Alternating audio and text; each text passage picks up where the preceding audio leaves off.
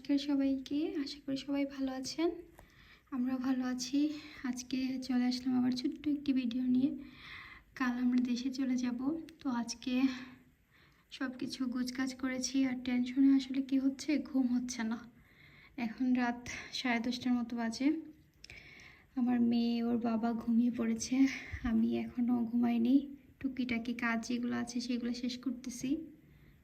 আর এদিকে দেখতেছি যে প্লাস ওয়েদার, এর জন্য এখানে আমার যে বরফগুলো জমেছিল, আইসগুলো, সেগুলো ঝরে পড়েছে। আর কিছুটা এখন যে পানি হয়ে ঝরে পড়তেছে।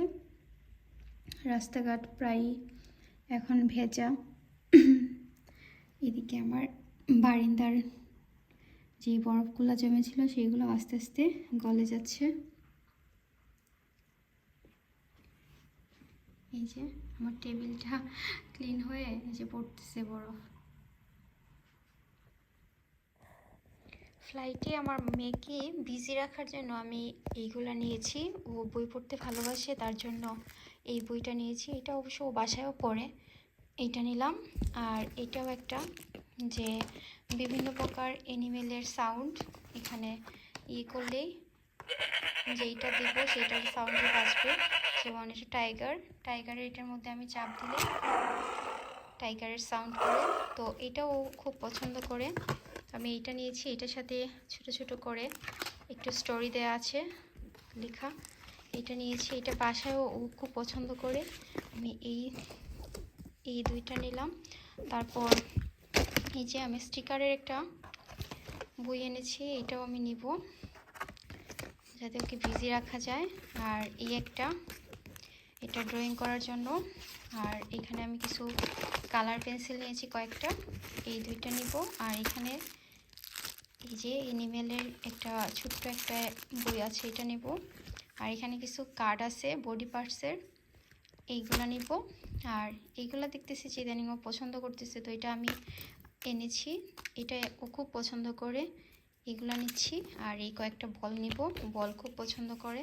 আর এই যে এইটা, তো এটাতে ব্যাটারি লাগানো হয়নি এখনও, সাউন্ড করবে ব্যাটারি লাগালে হয়তো। আমি এখনও জানি না এটা কীভাবে সাউন্ড করে বা কী করে।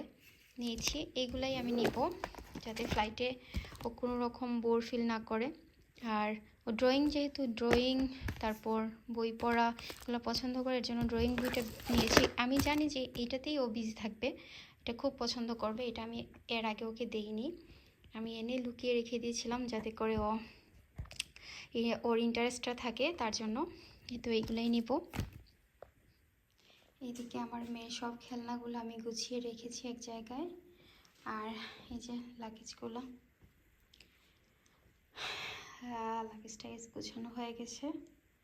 খেলনাগুলা, ঘরটা আমি একদম ভালো করে বেকুম করে মুছে টুছে রেখে দিয়েছি। গাছগুলোতে একটু পানি দিয়ে দিয়েছি। আর চাবি দিয়ে যাব আমাদের পাশের বাসায়, ওরা এসে মাঝে মধ্যে পানি দিবে। আমার বাচ্চা কি পড়ে যাবে তার জন্য 2 জোড়া স্যান্ডেল বের করে রেখেছি। ও যেটা পরে সেটাই যেটা কমফোর্ট ফিল করবে সেটাই পরিয়ে নিয়ে যাব। এইদিকে শুধু